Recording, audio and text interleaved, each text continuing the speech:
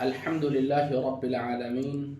الحمد لله ذي العظمة والكبرياء، ذلت لعظمته أنوف العظماء ودانت لجبروته الملوك والرؤساء، وأشهد أن لا إله إلا الله وحده لا شريك له من نازعه الكبر صيره من الأذلة، ومن تواضعه لأجله أنزله منازل السعداء، وأشهد أن نبينا محمدا عبد الله ورسوله سيد المتواضعين يكره ويبغض الجبابرة المتكبرين، صلى الله عليه وعلى آله وأصحابه أجمعين.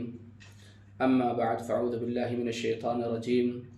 هو الله الذي لا إله إلا هو الملك القدوس السلام المؤمن المهيمن العزيز الجبار المتكبر، سبحان الله عما يشركون. وقال الله تبارك وتعالى: سأصرف عن آياتي الذين يتكبرون في الأرض بغير الحق. آج تکبر کے بارے میں کچھ بات کرنا مناسب سمجھتا ہوں کہ تکبر، کبر، یہ سب سے پہلا گناہ کائنات میں ہوا.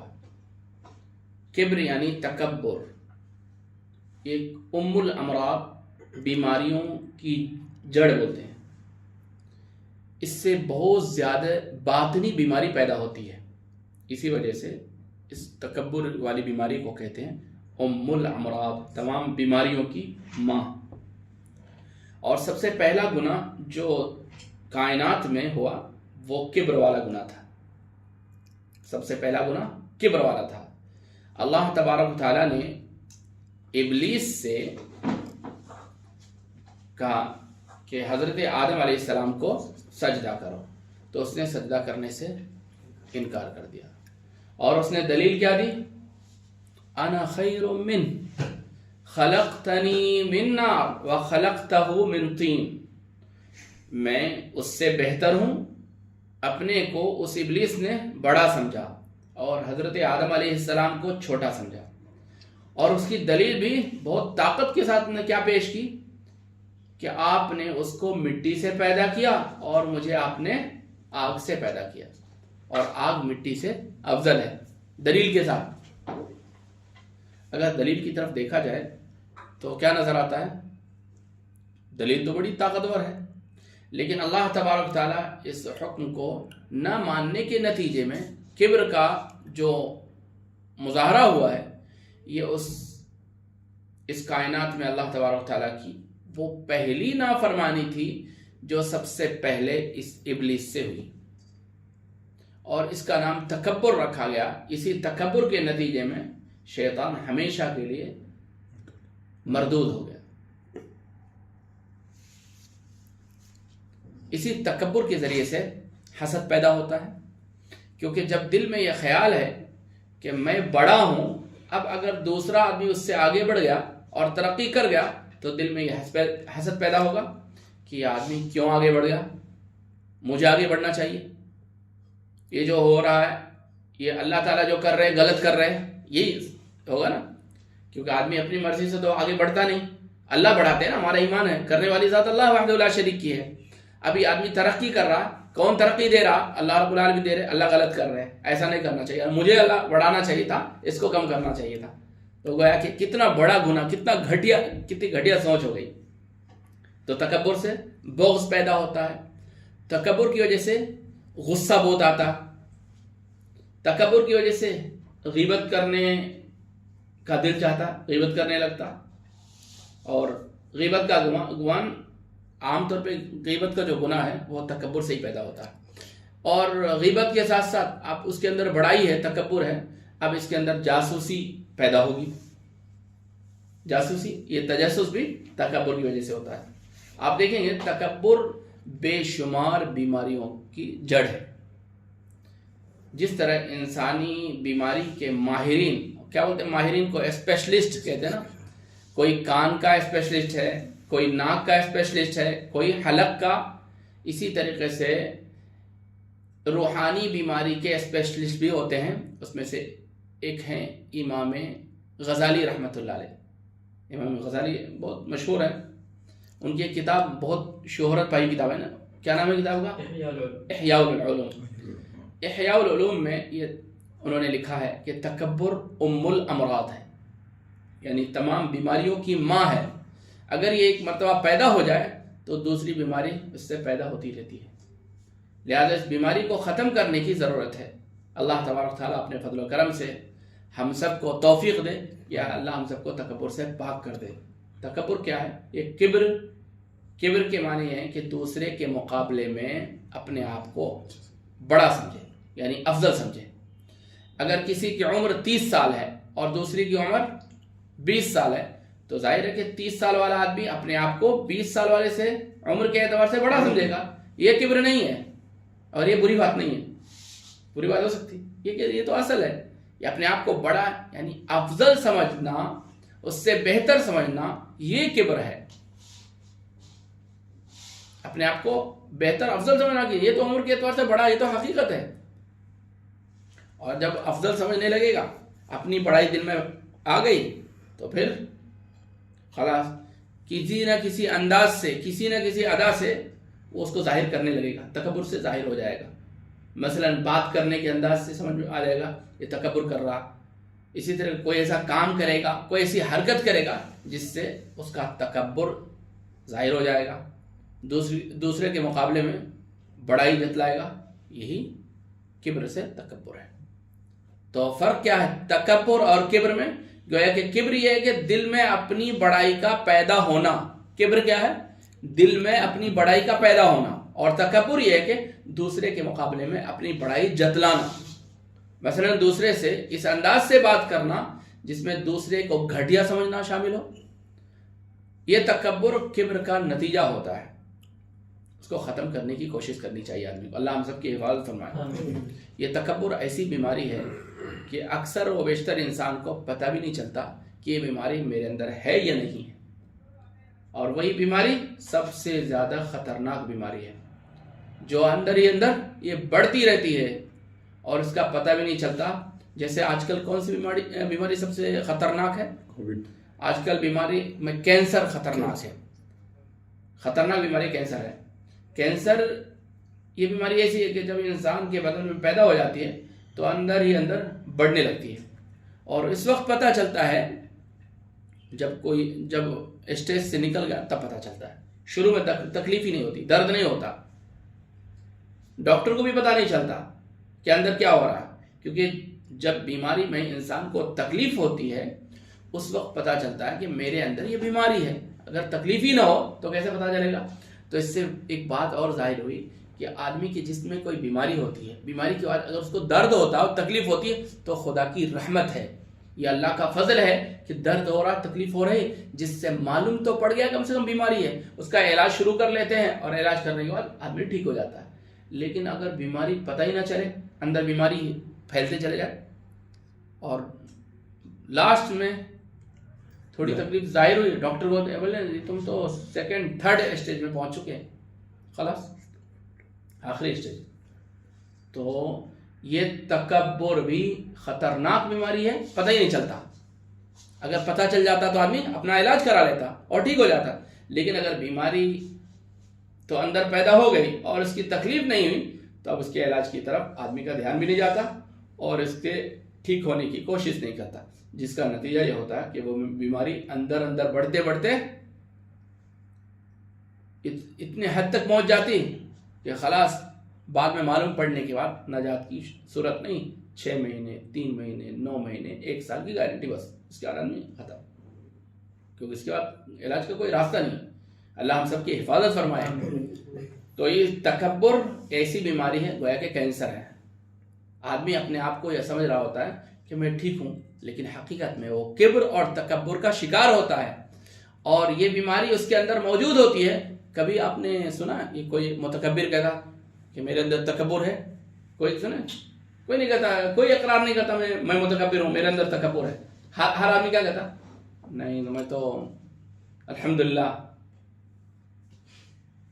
ہمارے یہاں مشہور ہو گئی نا، لوگ پینٹ پہنتے लुंगी पहनते या शलवार पहनते, कुछ कपड़े पहनते ना, तो टखने से, जुब्बा पहनते टखने से नीचे, उनसे अगर बोलो भाई अल्लाह के नबी सल्लल्लाहु अलैहि वसल्लम ने फरमाया कि टखनों से नीचे रखने वाले क्या है उनके बारे में,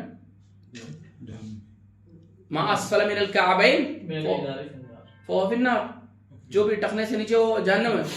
तो कहते हैं अल्लाह के नबी सल्लल्लाहु अलैहि वसल्लम ने फरमाया बतरन, जो हदीस में है कि अल्लाह के नबी सल्लल्लाहु अलैहि वसल्लम ने फरमाया जो टखने से नीचे तकब्बुर की वजह से हो वो जहन्नम में जाएगा। दूसरी हदीस लाते, एक हदीस को छोड़ देते, बोली दूसरी हदीस है, तो इसलिए मैं थोड़ी तकब्बुर की वजह से पहन रहा हूँ। हदीस में जो टखने से नीचे हो वो जहन्नम, चाहे लुंगी हो पैंट हो कुछ भी हो, वो जहन्नम में जाएगा। अब क्या कहते हैं, पहनने के बावजूद उनको समझाया जाए भाई साहब क्या कर रहे हैं, खासतौर पे कुछ यूरोप अमेरिका वाले, उधर रहने वाले जिनके पास पैसे हैं दौलत हैं, वो अपनी शलवार को, अपनी पैंट को, अपनी लुंगियों को आराम से नीचे टंगाए रहते हैं। उनसे पूछा जाए अरे मैं तकब्बुर की वजह से नहीं कर रहा हूँ, बोल किसकी वजह से कर रहे हैं, तो फैशन है ना, फैशन की वजह से कर रहे हैं, बस ऐसे ही कर रहे हैं। यानी अगर फैशन की वजह से करे तो कोई गुनाह नहीं है, और जवाब देते हैं ये फैशन है, मैं तो तकब्बुर की वजह से नहीं करता हूँ। और ये लोगों के दरमियान में बात बहुत मशहूर है, अल्लाह समझ अता फरमाए। सब लोग यही कहते हैं कि मैं तो मुतकब्बिर नहीं हूँ, तकब्बुर की वजह से नहीं पहनता हूँ। हालांकि वो आदमी तकब्बुर में मुब्तला है लेकिन उसको खुद पता नहीं। ये शैतान का धोखा है कि आदमी ये कहे मैं ये काम तकब्बुर की वजह से नहीं करता, लिहाजा ये मेरा अमल करना जायज़ है।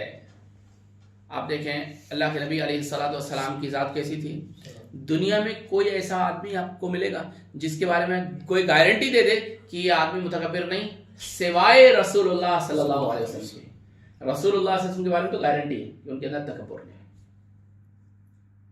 तकब्बुर से पाक थे ना हमारे नबी अलैहिस्सलातु वस्सलाम।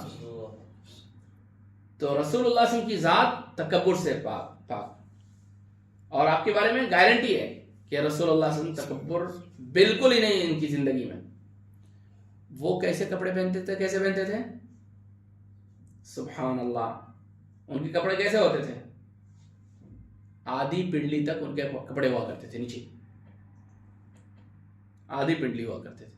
जिनके बारे में गारंटी है कि तकब्बुर नहीं, उनका पहनना आधी पिंडली होता। और हम लोगों के अंदर हर वक्त तकब्बुर का खतरा रहता है ना, उसके बावजूद क्या कह रहे हैं, नहीं मैं तो तकब्बुर की वजह से नहीं कर रहा हूं। तो गोया कि शैतान का धोखा है। और ये तकब्बुर ऐसी छुपी हुई चीज है कि आदमी को पता भी नहीं लगता कि मैं तकब्बुर कर रहा हूं। हजरत अशरफ अली रहमतुल्लाह अलैह वो फरमाया करते थे कि बाज़ औक़ात एक आदमी ऐसा काम कर रहा होता है जो बज़ाहिर तवाज़ु का होता है लेकिन हकीकत में वो सरासर तकब्बुर होता है। जैसे आजकल ये हो चुका है ना, होता है ना, हम लोग बोलते हैं कि भाई कैसे हैं आप, बोले अरे मैं कुछ भी नहीं, मैं तो गुनहगार हूँ, जाहिल आदमी हूँ, बोलते हैं ना मैं गुनहगार हूँ, जाहिल आदमी हूँ। तो अब ये अल्फाज तो बज़ाहिर तवाज़ु के दिख रहे हैं ना कि मैं कुछ भी नहीं हूँ, मैं तो बस जाहिल आदमी हूँ, कमज़ोर हूँ, ज़ईफ़ हूँ।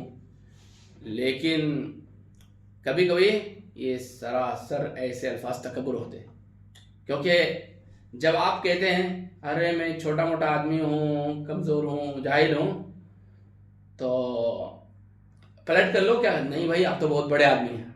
तो आपका क्या मकसद होता है, सुनना बड़े आदमी हो, नहीं आप तो बड़े आदमी हैं, आप उनको, ये मकसद ये होता है कि मुझे लोग बड़ा गए हैं, अपने आप को छोटा करना। कोई ये भी एक खतरनाक किस्म का तकब्बुर है, अल्लाह हम सबको माफ़ करे।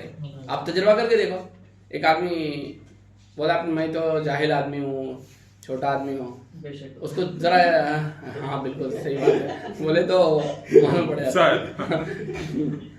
बोले हवा निकल जाती बात में, बोले नहीं बिल्कुल नहीं बोलना चाहिए, दोबारा नहीं बोलना चाहिए, अल्लाह बचाए। नहीं तो जब भी कुछ ऐसी चीज़ें हैं तो आदमी उसके पाँव से गोया के ज़मीन सरक गई ऐसा मालूम होता है कि बोल दे हाँ भाई सच में तुम जाहिल हैं। तो इसलिए आजकल ये जो फैशन है कि कलिमात बोलना, अरे मैं छोटा सा आदमी हूँ, मैं जाहिल हूँ, تو کہتے ہیں یہ تکبر ایک باریک چیز ہے، باریک ایسا ہے کہ آدمی کو پتہ نہیں چلتا. اسی لیے کوئی ضرورت پڑتی ہے کسی شیخ کی، کسی اللہ والے کی، جس کی صحبت میں آدمی رہ کر کے اپنا علاج کرا سکے. ورنہ کوئی کسی کے دماغ میں بات پیدا نہیں ہوتی کہ میں تکبر ہوں. کبھی کوئی ایسا ہوتا کہ تکبر والے کلمات دکھتے ہیں لیکن وہ تکبر نہیں ہوتا. جیسے ہمارے نبی علیہ الصلوۃ والسلام نے کیا فرمایا، انا سید ولد آدم ولا فخر، میں آدم کی اولاد کا سردار ہوں لیکن مجھے کوئی فخر نہیں. یہ کون کہہ رہا ہے؟ پیارے حبیب علیہ الصلوۃ والسلام. اگر کوئی دوسرا آدمی یہ بات کہے تو اس کے حق میں بڑائی کا جملہ ہے، لیکن پیارے حبیب علیہ الصلوۃ والسلام فرمانے ہیں کہ میں آدم کے بیٹوں کا سردار ہوں، لیکن یہ بات کسی فخر اور تکبر کی وجہ سے نہیں کہہ رہا، بلکہ اللہ تبارک تعالیٰ کی دی ہوئی نعمت کا شکر ادا کرنے کے لیے کہہ رہا ہوں. تو اللہ تبارک تعالیٰ اپنے فضل سے مجھے آدم کے بیٹوں کی اللہ پاک نے مجھے سرداری عطا فرمائی. اب بظاہر یہ الفاظ بڑائی کے ہیں، حقیقت میں بڑائی نہیں ہے، بلکہ اللہ تبارک تعالیٰ کی ایک نعمت کا شکر ہے کہ نعمت کو بیان کرنا ہے کہ اللہ تبارک تعالیٰ نے مجھے یہ نعمت عطا فرمائی ہے. آپ لوگوں نے سنا ذوالنون مصری رحمۃ اللہ علیہ، اللہ نے توفیق دی ہے، ان کی قبر پہ بھی جانا بار بار ہوتا تھا. ذوالنون مصری رحمۃ اللہ علیہ بڑے اولیاء میں سے ہیں. ان کے بارے میں کتابوں میں ہے کہ جب کوئی آدمی ان کے پاس آ کر ان کی تعریف کرتا تو حضرت آپ تعریف کرتا اور کہتا حضرت آپ نے بہت اچھا بیان کیا، بہت اچھی بات آپ نے کہی. تو وہ سنتے ہی بہت خوش ہو جاتے تھے، ہنستے تھے. اب دیکھنے والا سمجھتا ہے یہ کیا بزرگ ہیں، یہ اپنی تعریف سن کر کے خوش ہوتے رہتے ہیں نا. اب جس شخص کے دل میں عجب ہو، تکبر ہو، اس کی خواہش یہ ہوتی ہے نا کہ میری تعریف ہو. تو دوسرا آدمی میری تعریف کر رہا ہے تو یہ سن کر بہت خوشی ہو رہی ہے. تو کسی آدمی نے حضرت ذوالنون مصری رحمۃ اللہ علیہ کی حالت دیکھ کر کہا حضرت آپ کو اپنی تعریف سے سن کر بڑا مزہ آتا ہے کیا؟ تو کہہ رہے جب کوئی آپ کی کسی کام کی تعریف کرتا ہے تو آپ بہت خوش ہوتے ہیں، تو آپ مزہ آ رہا ہے اس کا مطلب. تو حضرت نے فرمایا کہ ہاں بھائی میں تو بہت خوش ہوتا ہوں، مجھے بہت خوشی ہوتی ہے. کیوں بھائی؟ اس لیے کہ کوئی آدمی میرے کسی عمل کی تعریف کرتا ہے تو میں سمجھتا ہوں کہ میرا تو کوئی عمل ہے نہیں، وہ تو میرے اللہ نے مجھے توفیق دی تو میں نے وہ عمل کر لیا. تو حقیقت میں وہ میری تعریف نہیں کر رہا، وہ اللہ رب العالمین کی تعریف کر رہا. تو اس سے مجھے خوشی ہوتی ہے، اللہ کی تعریف سے مجھے خوشی ہوتی ہے کہ میرے اللہ نے مجھ سے کام کرا دیا، اس لیے مجھے خوشی ہوتی ہے کہ اصل میں وہ تعریف میری نہیں، میرے رب کی تعریف ہے. اس نے مجھے میرے ذریعے کام کرایا تو وہ میری نہیں ہو رہی ہے، بظاہر اللہ رب العالمین کی تعریف ہو رہی ہے، اس سے میں خوش ہوتا ہوں. اب دیکھنے والا کیا سمجھتا ہے یہ صاحب عجب میں تکبر میں مبتلا ہے، لیکن حقیقت میں وہ اللہ کے شکر کے مقام پر پہنچے ہوئے. تو مقام کی بات ہوتی ہے. کبھی کبھی ایسا ہوتا ہے کہ تکبر کی بیماری ہوتی ہے لیکن انسان کو پتہ نہیں لگتا. بعض مرتبہ ایسا ہوتا ہے کہ دیکھنے میں بیماری معلوم ہوتی ہے لیکن حقیقت میں بیماری نہیں ہوتی. اس لیے اس کی پہچان یہ سب لوگ نہیں کر سکتے. ضرورت ہے کسی اللہ والے کے قریب جانا، اللہ والے سے صحبت اختیار کرنا، اللہ والوں کے ساتھ رہنا اور اپنی اصلاح، جیسے تزکیۃ النفس جس کو کہتے ہیں، وہ کرانے کی کوشش کرنا. اللہ تعالی ہم سب کی تکبر سے حفاظت فرمائے.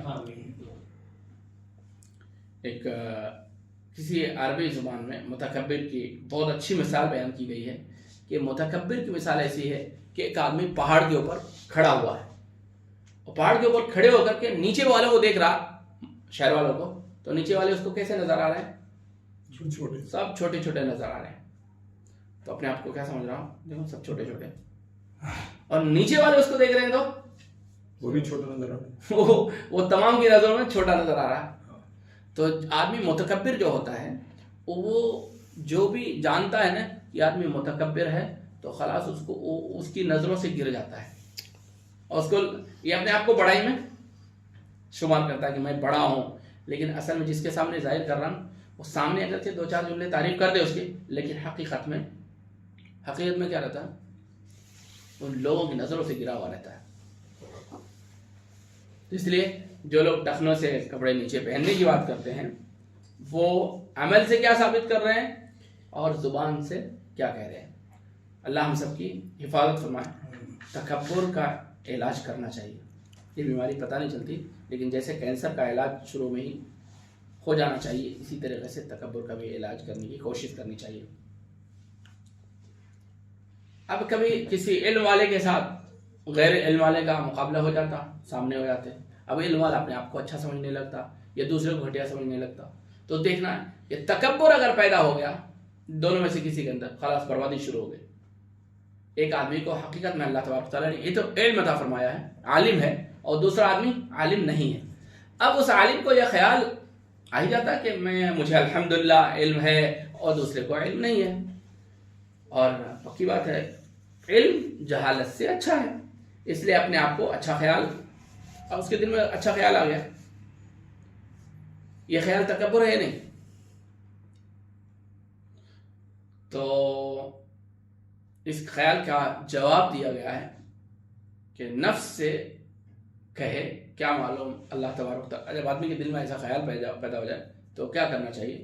اپنے دل کو سمجھانا چاہیے کیا معلوم اللہ کے یہاں کون اچھا ہے. ممکن ہے کہ اس کا باطن اچھا ہو، اور یہ ممکن ہے کہ میں اللہ تعالیٰ کے نزدیک بڑا ذلیل ہوں، اور اللہ تبارک تعالیٰ نے مجھ کو 2-4 حرف ظاہری طور پہ سکھا دیے اس لیے میں بڑا ہو گیا. حالانکہ ایسا نہیں ہے. اگر وہ چاہے گا تو ہمارے چھین بھی سکتا ہے. ایسے واقعات ہو چکے ہیں نا. تو اس لیے استحضار کرنا چاہیے، بار بار اللہ کی طرف بندہ رجوع کرتا رہے، دل میں وہ چیزیں نہ پیدا ہو اور دوسرے کو گھٹیا نہ سمجھے.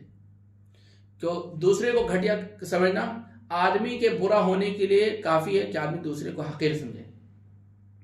دوسرے کو حقیر سمجھ رہا ہے اس کا مطلب اپنے آپ کو بڑا سمجھ رہا ہے. اب ایسی بات ہے تو ایک اشکال پیدا ہو سکتا ہے. یہاں ایک بات سمجھ لینی چاہیے کہ کبھی کبھی دل میں یہ خیال آتا ہے کہ آدمی کسی حقیقت سے تو انکار نہیں کر سکتا. اگر ایک آدمی کے پاس علم ہے اور دوسرے کے پاس علم نہیں ہے، اب جس کے پاس علم ہے وہ کیسے کہہ دے کہ میرے پاس علم نہیں ہے؟ اور ظاہر ہے کہ علم جہل کے مقابلے میں بہتر ہے. قرآن کریم نے کیا فرمایا؟ قُلْ هَلْ يَسْتَوِي الَّذِينَ يَعْلَمُونَ وَالَّذِينَ لَا يَعْلَمُونَ. یعنی علم رکھنے والا بہتر ہے اس کی بنسبت جو علم نہیں رکھتا. قرآن کہتا ہے علم والے لوگ بہتر ہیں. لہذا جس کے پاس علم ہے وہ کیسے جھٹلا دے کہ میرے اندر یہ علم والی صفت نہیں ہے. یہ مثلا ایک آدمی زیادہ صحت مند ہے اور اس کے مقابلے میں دوسرا آدمی کمزور ہے. اب ظاہر ہے کہ صحت مند یہ سوچے گا کہ اس کے مقابلے میں میری صحت اچھی ہے، میں اس کے مقابلے میں زیادہ طاقتور ہوں، زیادہ مضبوط ہوں. یا مثلا ایک آدمی کے پاس پیسہ زیادہ ہے، اس کے مقابلے میں دوسرا آدمی ہے جس کے پاس پیسہ نہیں ہے، تو وہ یہ خیال کرے گا کہ میں اس کے مقابلے میں مالدار ہوں اور اس کے پاس پیسے نہیں ہیں، میرے پاس پیسے ہیں. یا ایک آدمی بڑا افسر ہے، کسی بڑے پوسٹ پہ ہے، اور دوسرا آدمی لیبر ہے، مزدور ہے، تو بڑے منصب اور عہدے والا آدمی اپنے آپ کو اس لیبر سے بڑا سمجھے گا یا نہیں سمجھے گا؟ اب اگر وہ اپنے آپ کو بڑا سمجھے تو تکبر ہو گیا، اور اگر بڑا نہ سمجھے تو جھوٹ ہو گیا. پھنس گئے نا. اگر بڑا سمجھا تو تکبر، اور بڑا نہ سمجھا جھوٹ ہو گیا. مثلا اگر وہ سمجھے کہ میں افسر نہیں ہوں بلکہ میں تو ایک لیبر ہوں، یا تو بالکل جھوٹ ہوگا. یا ایک آدمی طاقتور ہے اور صحت مند ہے اور وہ کہے کہ میں طاقتور نہیں ہوں بلکہ میں کمزور ہوں. ایک آدمی عالم ہے اور کہ میں عالم نہیں ہوں، میں جاہل ہوں، تو جھوٹ ہو گیا نا بھائی. اب سوال یہ ہے کہ دونوں باتوں کے درمیان میں اب تطبیق کیسے دیں گے؟ ایسے کیسے ہو سکتا ہے کہ تکبر بھی نہ ہو اور جھوٹ بھی نہ ہو؟ سمجھ میں آ رہی بات؟ تکبر بھی نہ ہو اور جھوٹ بھی نہ ہو. تو حضرت اشرف علی رحمۃ اللہ علیہ نے ایک اور جملہ فرمایا کہ اس کو یاد رکھنا چاہیے کہ اپنے آپ کو اکمل سمجھنا تکبر نہیں. اپنے آپ کو اکمل سمجھنا تکبر نہیں، افضل سمجھنا تکبر ہے. اس سے اچھا ہے. جی، اکمل سمجھنے کا مطلب یہ ہے کہ آدمی یہ سمجھے کہ دوسرے کے پاس بظاہر علم کم ہے اور میرے پاس علم زیادہ ہے. اس کی صحت اچھی نہیں ہے اور میری صحت اچھی ہے. اس کے پاس اتنے پیسے نہیں ہیں، میرے پاس الحمدللہ اتنے پیسے ہیں. اس کے پاس چھوٹا گھر ہے اور میرے پاس بڑا گھر ہے. اس کی اولاد کم ہے، میری اولاد زیادہ ہے. تو اللہ تبارک تعالیٰ کی دی ہوئی نعمتوں میں مقدار کے اعتبار سے اپنے آپ کو زیادہ سمجھنا یہ تکبر نہیں ہے. یہ تکبر نہیں ہے. البتہ افضل سمجھنا کہ میں اس سے افضل ہوں، یہ تکبر ہے. اس کا علاج حضرت نے یہ بتایا کہ آدمی یہ سوچے کیا معلوم اللہ تبارک تعالیٰ کے نزدیک کون اچھا ہے. حقیقت میں ہمیں تو پتا نہیں ہے نا. تو اکمل سمجھنا अकमल समझना, इल्म में ज्यादा समझना ये तकब्बुर नहीं है, या उम्र में ज्यादा समझना तकब्बुर नहीं है, सेहत में ज्यादा समझना, माल में ज्यादा समझना तकब्बुर नहीं है। इसमें भी एक शर्त है, वो है कि दिल में जिस ज्यादती का ख्याल आ रहा हो उस पर अल्लाह तबारक तआला का शुक्र अदा करे और ये कहे ये ज्यादती मेरी कुव्वत से, मेरी ताकत से नहीं है, बल्कि अल्लाह तबारक तआला की अता है, अल्लाह का फजल है। अल्लाह तबारक तआला हमें हमारे ऊपर इनाम फरमाए, अल्लाह पाक ने हमें वो नेमतें अता फरमाई, तो इससे क्या होगा, इससे तकब्बुर पैदा नहीं होगा। अगर अपने आप को दूसरे से अच्छा समझने लगे, अफजल समझने लगे, तो ये उसका अफजल समझना बेबुनियाद है। क्या मालूम आखिर में जाकर ये अंजाम, उसका क्या अंजाम हो। अल्लाह तबारक तआला के यहाँ कौन मुकर्रब है, कौन मुकर्रब नहीं, कौन इल्म वाला, कौन इल्म वाला नहीं, अल्लाह के नजदीक किसका इल्म काम आएगा, किसका इल्म काम नहीं आएगा, किसकी उम्र, बड़ी उम्र पाने के बावजूद बुरे अमल, छोटी उम्र पाने के बावजूद छोटी उम्र में कितने बड़े बड़े काम कर दिए। मौलाना कासिम नानवी रहमतुल्लाह अलैह मशहूर है ना, 50 भी मुकम्मल नहीं, 49, और कितने बड़े बड़े काम हो गए।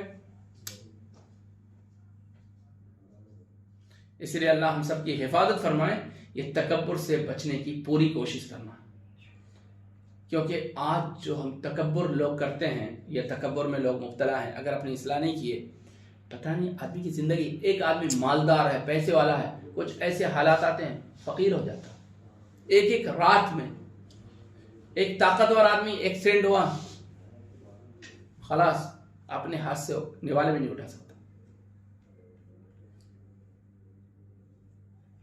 इसलिए तकब्बुर से बचने की दुआएं करनी, अल्लाह और अल्लाह पाक ने जो नेमतें अता फरमाई उस पर शुक्र अदा करना।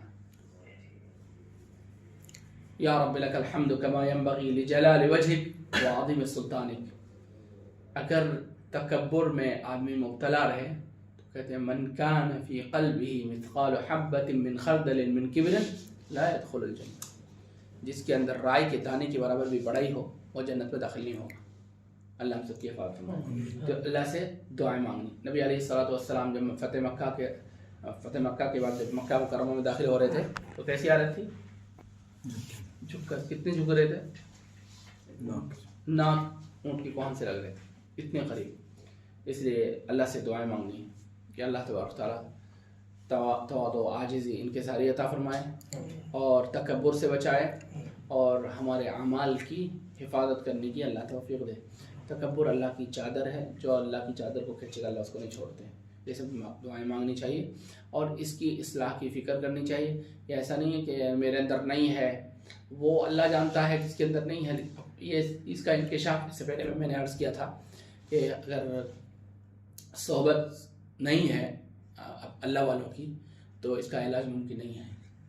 अब बीमारी को जानते ही नहीं तो आप इलाज कैसे कर सकते हैं। अगर बीमारी पता चले तो अभी कुछ चीज़ें ऐसी हैं जो कितना भी साइंस का जानने वाला हो, कितना अक्लमंद हो, अगर आप उसको बताएंगे, कहेंगे भाई आम कैसा रहता है, बोले मीठा होता है, गुड़ कैसा होता है, मीठा होता है, कैसा मीठा होता है ज़रा बता सकते हैं, कोई बता सकता नहीं साहब, क्या करना पड़ेगा, टेस्ट करना पड़ेगा। तो इसी तरीके से टेस्ट करने के लिए ज़ुबान चाहिए। तो अल्लाह वाले जो होते हैं वो उनके सोहबत में रहने से ये चीज़ें ज़ाहिर होती हैं, फिर उसका इलाज होता है। अल्लाह तबारक तआला हमारी तौफीक अता फरमाए।